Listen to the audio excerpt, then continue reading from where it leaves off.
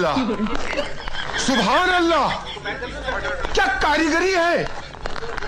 इस फनकार ने तो खुदा की कुदरत को ही बदल कर रख दिया।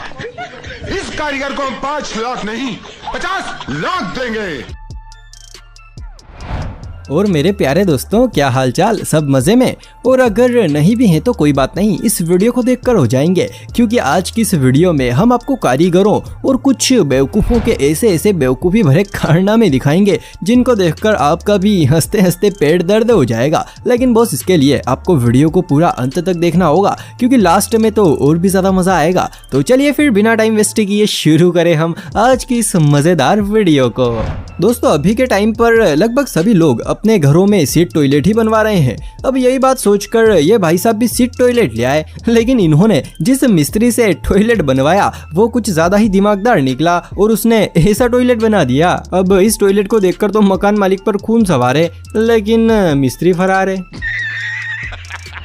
दोस्तों, लॉकडाउन के टाइम पर स्कूलों की ऑनलाइन पढ़ाई चल रही थी। अब इसी पढ़ाई के चलते एक पिता ने अपने बच्चों से पूछा कि बेटा, आज तुमने ऑनलाइन क्लास में क्या सीखा? तो इस पर बच्चों ने अपने पापा के सामने उनके आज के ज्ञान को इस तरह से बताया कि भाई साहब, मेरी तो अभी तक हंसी नहीं रुकी। और दूसरे वाले बच्चे ने तो बिल्कुल कमाल ही कर दिया।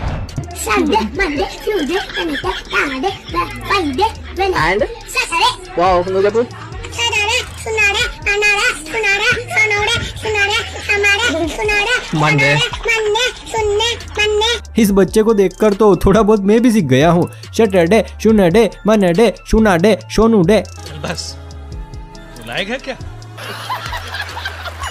दोस्तों, बहुत सारे लोगों का ऐसा सोचना होता है कि पढ़ाई लिखाई का जिंदगी में कोई भी मतलब नहीं है, और मान लो अगर कभी पढ़ाई कर भी ली तो कौन सी नौकरी लग जाएगी। लेकिन दोस्तों देखो, मेरा मानना तो ये है कि पढ़ाई लिखाई का मतलब सिर्फ नौकरी करना ही नहीं है। अरे, चोरी करने में भी पढ़ाई चाहिए। अब जैसे कि आप इन चोरों को ही देख लीजिए, ये बैंक में ATM मशीन चुराने गए थे, लेकिन बेचारे पढ़ाई के अभाव के कारण गलती से पासबुक प्रिंटिंग मशीन उखाड़ लाए। और जरा इस व्हाइट शर्ट वाले चोर को तो देखो, ओहो हो, कैसे सीना तान कर खड़ा है, जैसे ये चोर नहीं बल्कि खुद ही पुलिस वाला है। और दोस्तों, यही नहीं, ऐसा ही हमारे पास एक और उदाहरण है। अब जरा आप इन दोनों नमूनों को देखिए। 100 रुपए की नोट की बजाय इन्होंने 250 का जाली नोट छाप दिया। सच में अगर इस दृश्य को मोदी जी देख लेना तो भाई साहब वो भी सिर्फ एक ही बात कहेंगे, भाइयों बहनों, यह देश बदल रहा है। दोस्तों, हमारे भारत देश में जनसंख्या की काफी ज्यादा वृद्धि हो गई है, और ये खास करके लॉकडाउन में हुई। अब इसी बढ़ती हुई जनसंख्या को रोकने के लिए सरकार कई तरह के नियम बना रही है, जिसमें से एक नियम ये भी है कि एक आदमी को 2 से ज्यादा बच्चे पैदा नहीं करने चाहिए। अब इसी बात को लोगों तक पहुंचाने के लिए सरकार कई तरह की कोशिशें कर रही है, जिसमें से एक कोशिश ये भी है कि 2 बच्चे हैं मीठी खीर, कि 2 बच्चे हैं मीठी खीर, भैया बाकी सब बवासीर। सच में दोस्तों, जिसने भी ये स्लोगन बनाया है ना, उसको मेरा दंडवत प्रणाम है।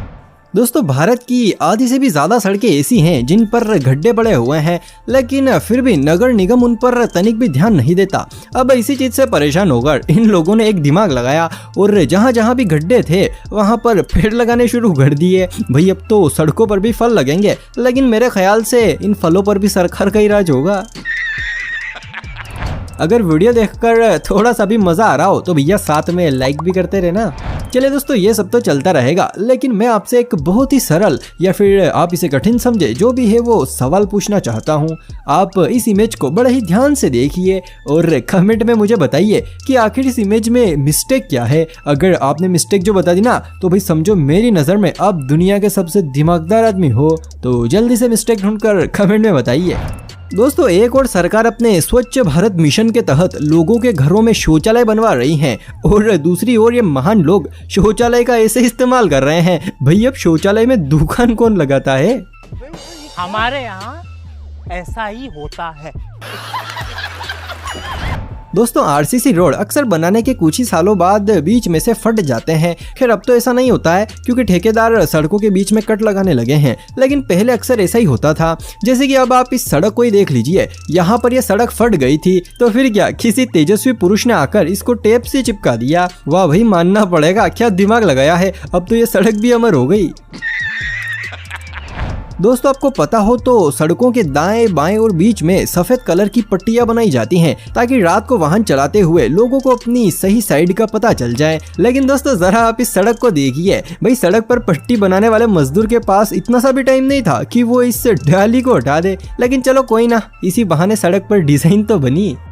ये बड़ी अच्छी बात कही आप। दोस्तों हम इंसानों में तो देखो सभी के परिवार होते हैं कि ये हमारा परिवार है और ये आपका परिवार है। लेकिन दोस्तों क्या आपने कभी गांव और शहरों का परिवार देखा है? नहीं देखा? चलिए कोई बात नहीं, हम दिखाते हैं। गांव का नाम है बाप, फिर दूसरा गांव है जिसका नाम है बीवी, फिर साली, फिर सहेली और फिर जेठानी और देवरानी। सच में अगर दादा दादी और पोता पोती जो मिल गए ना तो भैया पूरी फैमिली कंप्लीट हो जाएगी। दोस्तों कुछ लड़कियों में अब तक टिकटॉक का भूत सवार है और उन्हें जब भी मौका मिलता है वो अपना टैलेंट दिखाना शुरू कर देती हैं। अब जैसे कि यहाँ पर ये मोहतरमा अपना एक डांस का वीडियो शूट कर रही थी, लेकिन भाई डांस करते करते इनके साथ कुछ ऐसा कांड हो गया कि भाई साहब मैडम तो बस अपना पिछवाड़ा ही मलती रह गई।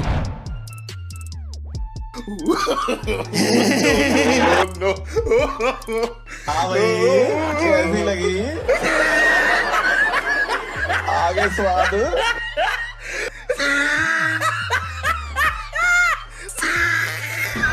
दोस्तों जिंदगी में ऐसे बहुत सारे काम होते हैं जो कि हमें दूसरों से छुपा कर करने पड़ते हैं, जैसे कि टॉयलेट। ये जिंदगी का एक ऐसा दूसरा काम है जो हमें लोगों से छुपा कर करना पड़ता है। और हाँ, मैंने दूसरा बोला, पहला नहीं बोला। समझ रहे हो? समझ रहे हो आप?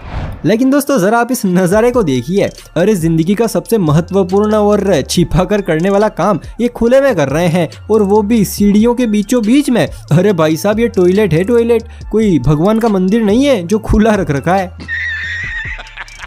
दोस्तों बरसात के पानी को निकालने के लिए अक्सर सड़कों पर नाले बनाते हैं ताकि सड़कों का सारा पानी उनसे होकर बाहर निकल जाए। लेकिन दोस्तों जरा आप इस नाले को देखिए, भाई इसको देखकर तो ऐसा लगता है जैसे ये छोटी मोटी बारिशों के लिए नहीं बल्कि बाढ़ जैसे बड़े हालातों के लिए बनाया गया हो। दोस्तों सिटियों में अक्सर घर पतले और सकड़े होते हैं, और भाई अपने गांव में तो हो बात ही अलग है। जितने लोगों का सिटियों में एक मोहल्ला होता है, इतनी जगह में तो लगभग एक गांव का आदमी अपना घर ही बना लेता है। चलो ये सब तो ठीक है, लेकिन जरा आप इस घर को देखिए। अरे भैया ये घर है कि पापड़? और सबसे बड़ी सोचने वाली बात तो ये है कि आखिर इसमें लोग सोते कैसे होंगे? मेरे ख्याल से तो खड़े खड़े सोते होंगे। लेकिन देखो भाई असल इनाम का हकदार तो मिस्त्री है, क्योंकि भैया ये मुजस्सिमा तो उसी ने तैयार किया है, तो फिर इनाम तो बनता है गुरु। बात तो सही है। चलिए दोस्तों हर बार की तरह इस बार भी जाते जाते आप मेरे एक सवाल का जवाब देते जाइए। वैसे ये सवाल नहीं है, एक मेरा ही कंफ्यूजन है। अब कंफ्यूजन ये है कि इस बंदे के हाथ में लैपटॉप है या फिर कैलेंडर। वैसे मुझे तो लैपटॉप लग रहा है, लेकिन क्या पता हमारे यहाँ पर कुछ भी हो सकता है। और हाँ, आपने वीडियो को यहाँ तक देखा है तो भैया पक्का आपको मजा आया होगा, लेकिन फिर भी मुझे पता है आप हमारे चैनल को सब्सक्राइब नहीं करेंगे। अरे कोई बात नहीं, मत करो, लेकिन भैया कम से कम एक लाइक तो कर दो, मुझे थोड़ी तो खुशी मिलेगी। तो चलिए फिर आज के इस मजेदार वीडियो को हम यहीं पर समाप्त करते हैं।